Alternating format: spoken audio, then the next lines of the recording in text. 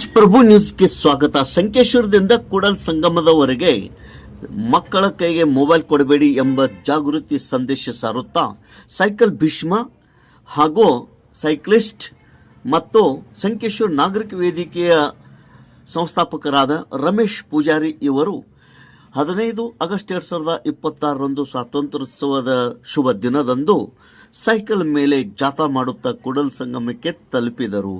ಇವರ ವಯಸ್ಸು 73 ವರ್ಷ. ಕೂಡಲ್ ಸಂಗಮವರೆಗೆ ಜಾಥಾ ಹೊರಟಿದ್ದ ಇವರ ವಯಸ್ಸು 73 ವರ್ಷ. ಆದರೆ ಉತ್ಸಾಹ ಮಾತ್ರ ಯುವಕರನ್ನು ಮೀರಿಸುವಂಥದ್ದು.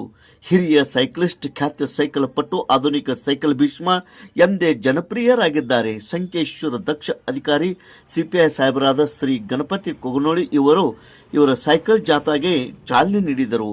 ಇದೇ ಸಂದರ್ಭದಲ್ಲಿ ಉಪಸ್ಥಿತಿ ಹಿರಿಯ ಮುಖಂಡರಾದ ಗಜಾನನ್ ಕೊಳ್ಳಿ, ಸಂಕೇಶ್ವರ ಬ್ಲಾಕ್ ಕಾಂಗ್ರೆಸ್ ಕಮಿಟಿ ಅಧ್ಯಕ್ಷ ಸಂತೋಷ್ ಮುಡುಸಿ, ವಿದ್ಯುತ್ ಸಂಘದ ನಿರ್ದೇಶಕರು ಸುಭಾಷ್ ಕಾಸಾರ್ಕರ್, ಪುಷ್ಪರಾಜ್ ಮಾನೆ, ಗಣೇಶ್ ಪಾಟೀಲ್, ಸಂತೋಷ್ ಕಮ್ನೂರಿ ಮತ್ತು ಸಂಕೇಶ್ವರ ನಾಗರಿಕ ವೇದಿಕೆಯ ಸದಸ್ಯರು, ನಾಗರಿಕರು, ಅಭಿಮಾನಿಗಳು, ಪೊಲೀಸ್ ಸಿಬ್ಬಂದಿಯವರು ಪಾಲ್ಗೊಂಡಿದ್ದರು. ತೇಜ್ ಪ್ರಭು ನ್ಯೂಸ್, ಸಂಕೇಶ್ವರ ಪೊಲೀಸ್ ಠಾಣೆ. ಇವತ್ತು ಇಲ್ಲಿ ಅಮರಾಪುರಕರ್ ಸಾಹೇಬ್ರು ಇಲ್ಲಿ ನೋಡಿ, ಅಮರಾಪುರಕರ್ ಸಾಹೇಬ್ರ ಫೋಟೋ ಹಾಕಿದ್ದೀನಿ. ಯಾಕಂದ್ರೆ 40 ವರ್ಷದ ಹಿಂದಿನ ಈ ಸ್ನೇಹ ಈ ಪೊಲೀಸ್ ಸ್ಟೇಷನ್ ಜೊತೆಯಲ್ಲಿ ಅವರು ಅಂತೂ ನಮ್ಮನ್ನು ಬಿಟ್ಟು ಹೋದರು.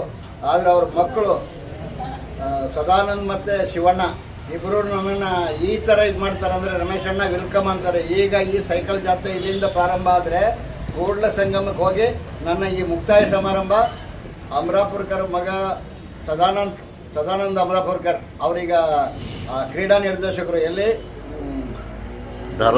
ಆರ್ ಎಂ ಶೆಟ್ಟಿ ಕ್ರೀಡಾಂಗಣ ಅದ, ಅಲ್ಲಿ ಹೋಗಿ ಮುಕ್ತಾಯ ಆಗ್ತದೆ.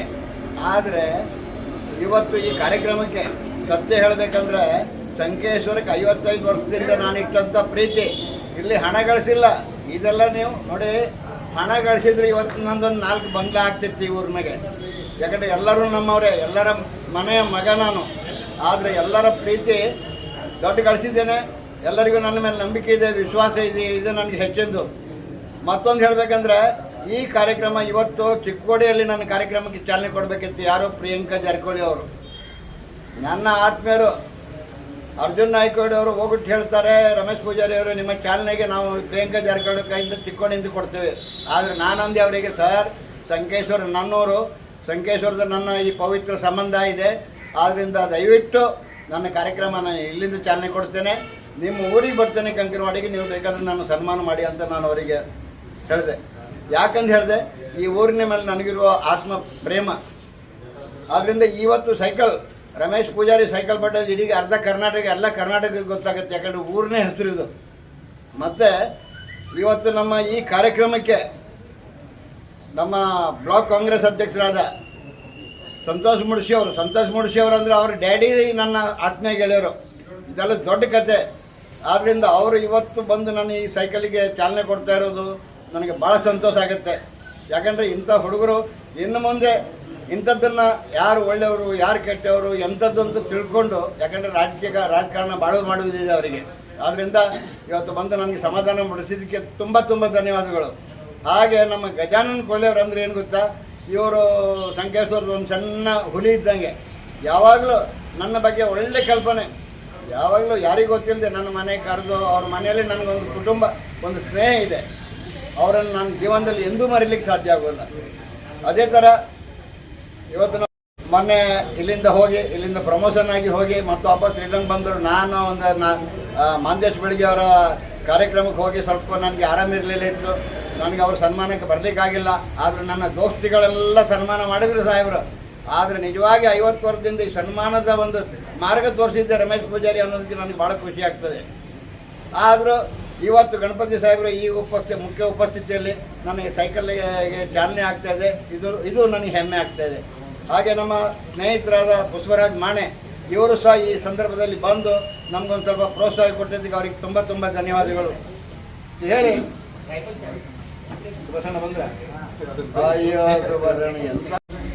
ನೋಡಿ. ಸುಭಾಷ್ ಕಾಸಾರ್ಕರ್ ಅಂದರೆ ಅವರು ಒಂಥರ ನನ್ನ ಆತ್ಮೀಯರೇ. ಅವ್ರದ್ದು ನಮ್ಮದೆಲ್ಲ ಸ್ನೇಹ ಬೇರೆಯೇ ಐತಿ. ಆದ್ದರಿಂದ ಅವರು ಇವತ್ತು ಈ ಕಾರ್ಯಕ್ರಮಕ್ಕೆ ಬಂದಿದ್ದು, ಈ ಕಾರ್ಯಕ್ರಮಕ್ಕೆ ಶೋಭೆ ತಂದಿದ್ದು ನನಗೆ ಭಾಳ ಸಂತೋಷ ಆಗಿದೆ ಅಂಥೇಳಿ ಸಂಕೇಶ್ವರ ಪೊಲೀಸ್ ಸ್ಟೇಷನ್ನಿಗೆ ಒಂದು ಆತ್ಮೀಯ ಒಂದು ಅಭಿನಂದನೆ ಸಲ್ಲಿಸಿ ಈ ಕಾರ್ಯಕ್ರಮ ಪ್ರಾರಂಭ ಮಾಡ್ತೇನೆ. ನಮ್ಮ ಗಜಾನನ್ ಕೊಳ್ಳಿ ಅವರು ಒಂದು ಎರಡು ಮಾತಾಡಬೇಕು ಅಂತ ಅವರಿಗೆ ಪ್ರಾರ್ಥನೆ ಮಾಡ್ತೇನೆ. ರಮೇಶ್ ಪೂಜಾರಿ ಅವರು ಸೈಕಲ್ ತೊಗೊಂಡು ನಮ್ಮ ಯಾವ ಕೂಡಲ್ ಸಂಘಕ್ಕೆ ಪ್ರೇಮ ಮಾಡ್ತಾ ಇದ್ದಾರೆ. ಅವ್ರ ಮುಖ್ಯ ಉದ್ದೇಶ ಈ ಸಣ್ಣ ಸಣ್ಣ ಮಕ್ಕಳು ಮೊಬೈಲ್ ಉಪಯೋಗಿಸಬಾರ್ದು. ಮೊಬೈಲ್ನಿಂದ ಅನೇಕ ಅವರ ಅನಾರೋಗ್ಯಕ್ಕೆ ಕಾರಣ ಆಗ್ತಾರೋ, ಅದರಿಂದ ಅವರ ಮೆದುಳಿಗೆ ಕಾರಣ ಆಗ್ತೈತಿ. ಮತ್ತು ಯಾವ ಪರಿಸ್ಥಿತಿಯಲ್ಲಿ ಈ ಮೊಬೈಲನ್ನು ಬಳಸಬಾರ್ದು ಅನ್ನುವಂಥದ್ದು ಒಂದು ಮುಖ್ಯ ಉದ್ದೇಶ ಇಟ್ಕೊಂಡು ಮಾಡ್ತಾರೆ.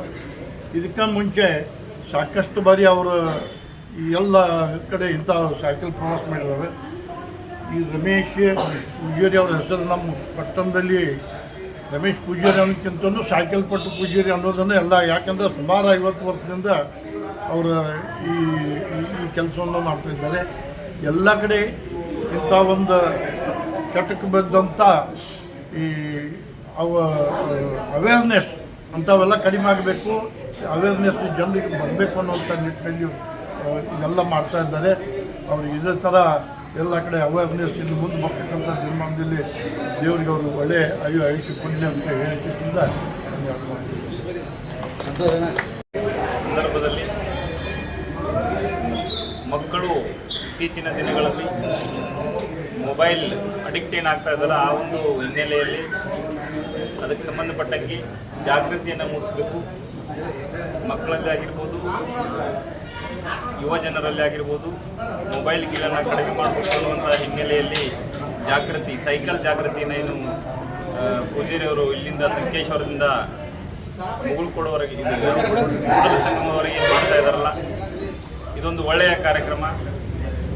ಇಂಥ ಸಂದರ್ಭದಲ್ಲಿ ಈ ಒಂದು ಕಾರ್ಯಕ್ರಮದಿಂದ ಸಾಕಷ್ಟು ಜನರಿಗೆ ಉಪಯೋಗ ಆಗಲಿ, ಜನ ಜಾಗೃತಿ ಹೊಂದಿ ತಮ್ಮ ಜೀವನದಲ್ಲಿ ಪರಿವರ್ತನೆಯನ್ನು ತಗೊಂಡು ಬರಲಿ ಅಂತ ನಾನು ಆಶಿಸ್ತಾ, ಈ ಒಂದು ಒಳ್ಳೆಯ ಕಾರ್ಯಕ್ರಮಕ್ಕೆ ನಾನು ನನ್ನ ವೈಯಕ್ತಿಕವಾಗಿ ಮತ್ತು ನಿಮ್ಮ ಪೊಲೀಸ್ ಇಲಾಖೆ ವತಿಯಿಂದ ಅವರಿಗೆ ನಾನು ಧನ್ಯವಾದಗಳನ್ನು ಹೇಳಿ ನನ್ನ 2 ಮಾತುಗಳನ್ನು ಮುಗಿಸ್ತಾ ಇದ್ದೇನೆ.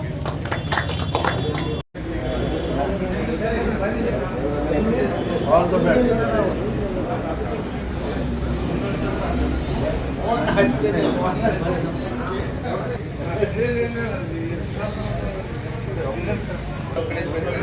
ನಾನು